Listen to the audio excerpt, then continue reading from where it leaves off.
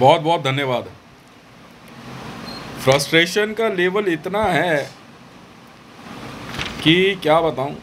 आज तारीख है 1 मार्च 2025 और समय हो गया है 02 PM। तो अमान कमिश्नर इकरा हसन चौधरी, मेरे ख्याल से हो सकता है कि शायद कुछ लोग ये कहें या इकरा हसन जी की तरफ से member of parliament from Samajwadi party, कुछ लोग ये कहे या इकरा हसन जी के PSO या PS ये कहते हैं कि हितेश जी आपकी हिम्मत कैसे हो गई इकरा हसन जी का नाम लेने के लिए। तो मैं जामा मस्जिद, शाही इमाम Bukhari and Saudi gadget Saudi Arabia को CC करना चाहूँगा ये वीडियो, और सेंट्रल पुलिस रिकॉर्डिंग, जी हाँ, CBI, central vigilance commission, Interpol and NATO, क्योंकि एक महिला है, उनका नाम लेना इस्लामिक नियम के हिसाब से हो सकता है किसी बात का वायलेशन हो, पर यस, अमान कमिश्नर के तौर पे उन्होंने मेरे से बहुत सवाल किए और घूम फिर के कहते हैं ना ढाक के 3 पात वाली बात आती है। पर एक सवाल उन्होंने मेरे से अभी पूछा और उन्होंने कहा स्टॉप शब्द का इस्तेमाल किया। सवाल उन्होंने मेरे से ये पूछा है कि मुसलमानों को भारत में अल्पसंख्यकों का दर्जा क्यों नहीं मिलना चाहिए। सो ऑनरेबल इकरा हसन साहब,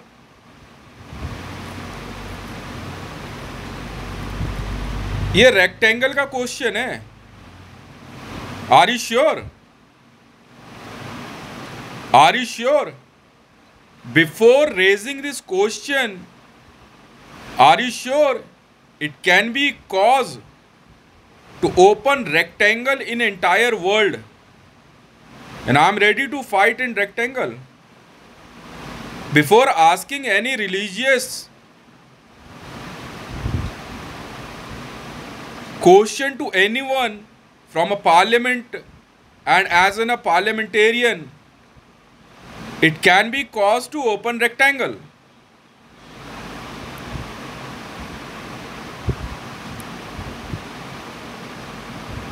इकरा हसन साहब, अगर आप धार्मिक भावनाओं से जुड़ा हुआ कोई भी सवाल पूछते हैं तो ये पूरे विश्व में रेक्टेंगल खोलने का कारण बन सकता है। और शायद आप रेक्टेंगल जानती नहीं है क्या होता है। सर धड़ से अलग कर दिया जाता है मैडम। इसलिए बहुत सोच समझ के मैं भारत सरकार में बैठे हुए सभी आदरणीयों से यह बात जरूर कहूँगा, चाहे वक्फ बोर्ड को लेकर सवाल हो, चाहे अल्पसंख्यकों को लेके, कुछ भी करने से पहले 100 बार सोच लें। मैं एक नंबर देता हूं 57.24, श्री रामचरितमानस में जो भी लिखा हो पर यह नंबर है एक, और यह टसार का नंबर है मैडम। और यहां से मैं आपके सवाल का जवाब देने से पहले रेक्टेंगल साइन करता हूं, और इसके बाद जो कुछ भी होगा उसकी जवाबदेही भारत के सभी माननीयों की होगी।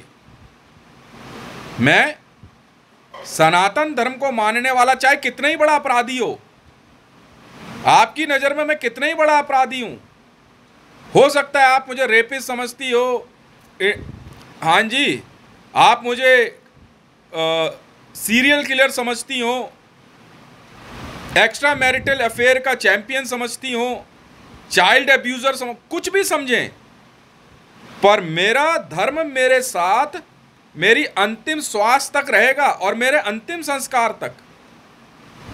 इसलिए इकरा हसन साहब, जो आपने पूछा उसका जवाब अब मैं देना शुरू करता हूं। आप ये नंबर काट के दिखाएं, और जो भी भारत के अंदर धार्मिक भावनाओं से जुड़े सवाल करता है वो एक बार इस हितेश मंडल से जरूर बात कर ले। और रेक्टेंगल का मतलब होता है अंतिम भोज।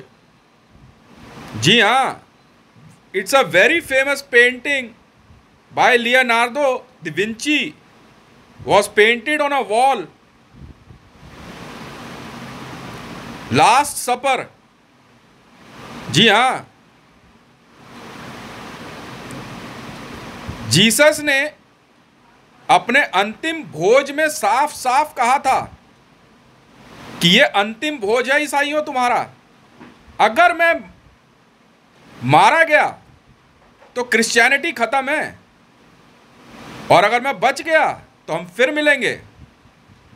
और वो अंतिम भोज था जीसस का, जो बड़े तरीके से दीवार पे पेंट किया गया है। मैं साफ बोल रहा हूं मैडम, रेक्टेंगल है, अंतिम भोज है। यहां से बात शुरू होती है, क्योंकि भारत के अंदर इससे पहले एक प्रधानमंत्री साहब आए, मनमोहन सिंह, उन्होंने कहा कि भारत के अंदर सभी प्रकार की मतलब कुछ संपत्ति है जिस पे भी अल्पसंख्यकों का अधिकार है। तो अल्पसंख्यक कौन है? तो मुसलमान अल्पसंख्यक हैं। And I object in International Criminal Court of Justice and I challenge Saudi Gazette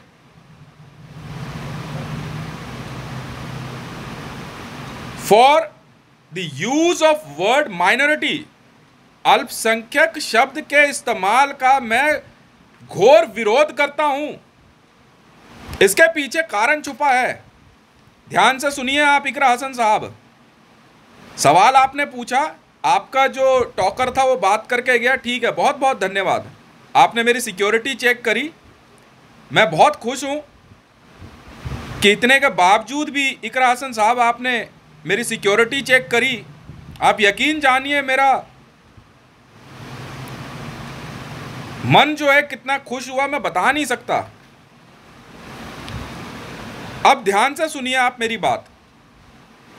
Quran में मुस्लिम ब्रदरहुड के बारे में क्या कहा गया है, मैं एक कुरान की आयत जो कि इंग्लिश में गूगल पे भी है, 49:10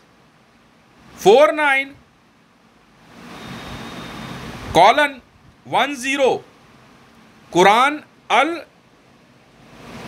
हुजुरात में क्या कहा गया है, ध्यान से सुनिएगा। The believers are but brothers, so make settlement between your brothers and fear Allah, that you may receive mercy। इसका मतलब जो बताया गया है, the verse highlights meaning है that Muslims are like brother and sisters, emphasizing the need for reconciliation and resolving conflicts peacefully। Quran की इस आयत के अनुसार मुस्लिम भाई भाई होते हैं, और कुरान पे चलने वाले लोग पूरे विश्व में एक माने जाते हैं। इसी वजह से भारत का मुसलमान युद्ध के समय भी भारतीय सेना का साथ नहीं देता और पाकिस्तान की मदद करता है। यह सच्चाई है। मस्जिदों से बार बार जिस प्रकार के फतवे जारी किए जाते हैं, उन फतवों में साफ कहा जाता है कि मुसलमान हमेशा पाकिस्तान की मदद करेगा। अगर पाकिस्तान कश्मीर मांग रहा है तो भारत का मुसलमान हाँ कहेगा, क्योंकि कुरान के अनुसार मुसलमान चाहे कहीं का भी हो वो एक ही होता है, चाहे वो चोर हो, उचक्का हो, चाहे कोई भी हो। इसलिए कृपया करके इकरा हसन साहब आप इस बात पे जरूर ध्यान दें कि अगर आप भारत के मुसलमान को विश्व के मुसलमानों की जनसंख्या से अलग कहते हैं तो याद रखिएगा यह कुरान का तिरस्कार है, और भारत के मुसलमानों को विश्व के मुसलमानों से अलग करके नहीं देखा जा सकता। इसीलिए मैं आपसे एक बात और पूछना चाहता हूं कि कुरान मुसलमानों के बारे में क्या कहती है, क्योंकि मुसलमान कुरान के हिसाब से चलता है। क्या कुरान में मुसलमानों के लिए भारत के अंदर अल्पसंख्यक शब्द का इस्तेमाल किया गया है? अगर नहीं तो कृपया करके भारत की सभी अदालतों से और भारतीय संसद में लाए गए किसी भी उस कानून को जिसके अनुसार भारत में मुसलमानों को अल्पसंख्यक कहा जाता है उसको रद्द किया जाए। मैं हितेश मंडल, मोबाइल नंबर 9910433405, जी हाँ 8800970117, पूरी जिम्मेदारी के साथ इस बहस को सुप्रीम कोर्ट में रखते हुए भारत सरकार के द्वारा लाए गए किसी भी उस कानून का विरोध करता हूं जिसमें भारत के अंदर मुसलमानों को अल्पसंख्यक कहा गया है। भारत की संपदा पे अधिकार भारत के नागरिक का तो हो सकता है, चाहे उसका धर्म कोई भी हो, पर यदि धर्म के आधार पे, जी हाँ सर, अगर धर्म के आधार पे इस प्रकार से बंटवारा किया जाता है अधिकारों का या सुविधाओं का, तो यकीन जानिए कि यह भारत को तोड़ने की साजिश ही है। जिस प्रकार 1947 में जिन्ना साहब ने एक कोशिश के दौरान भारत से पाकिस्तान अलग किया और बाद में बांग्लादेश, इस प्रकार पहले मुसलमान भारत में अपना अधिकार मांगते हैं। जिस प्रकार हैदराबाद का निजाम अपने अधिकार के अनुसार, जी हाँ, भारत में पूरी तरह से अपने अधिकार अलग रखते हुए पाकिस्तान को समर्थन देता है। भारत की एकता के लिए जरूरी है सर कि भारत की सुविधाओं पे अधिकार सिर्फ भारत की नागरिकता के आधार पे होना चाहिए, ना कि धर्म के आधार पे। अब बात आती है जातीय, जी हाँ, जातीय सुविधाओं पे। सर, इसके लिए मैं आपको साफ साफ बताता हूं कि भारत के अंदर जिन जातिगत मामलों पे आरक्षण दिया गया है उसमें साफ तौर पे यह बात बताई गई है कि 1947 के बाद जो भी अधिकार दिए गए हैं वो हिंदुओं को दिए गए हैं। और क्योंकि 1947 का बंटवारा मदन मोहन मालवीय जी के अनुसार, जी हाँ, ये था अगस्त में बंटवारा हुआ ना, जुलाई के लगभग मदन मोहन मालवीय जी ने इलाहाबाद कोर्ट में साफ तौर पे यह बात कह दी थी कि अब भारत में हिंदू और मुसलमान एक साथ नहीं रह सकते। इसलिए 15 अगस्त 1947 में जो बंटवारा हुआ वह धर्म के आधार पे था। अब भारत में रहने वाला कोई भी मुसलमान धर्म के आधार पे कुछ भी नहीं मांग सकता। हाँ, भारत की नागरिकता के आधार पे सुविधाएं सबके लिए है। तो इकरा हसन जी, जो सवाल आपने कहा और मेरे पे स्टॉप शब्द का इस्तेमाल किया है, कृपया करके पूरी जिम्मेदारी लेते हुए इस स्टॉप शब्द को वापस लें और रेक्टेंगल में आने की कृपया करें। मैं हितेश मंडल रेक्टेंगल नंबर्स इशू करता हूं, जी हाँ, 1.22, 1.64 नंबर। मैडम जी, टेक्स्ट चाहे कुछ भी हो, टेक्स्ट तो मैं दसियों ढूंढ दूंगा। 204, 57.24, जी हाँ, ये वो नंबर्स हैं। 1.25 जो सीधे तौर पे रेक्टेंगल के अंदर हाइड्रोन्यूक्लियर की सिक्योरिटी देते हैं। ये कहते हुए मैं अपनी बात खत्म करता हूं और भारत के सभी माननीयों से यह आग्रह करता हूं कि भारत की संपदा पे धर्म के आधार पे, जी हाँ, अधिकार ना दें और जो भी अधिकार देने हैं वो भारत की नागरिकता के आधार पे होने चाहिए या व्यक्ति की भारत सरकार को दी जाने वाली सेवाओं के आधार पे। बहुत बहुत धन्यवाद।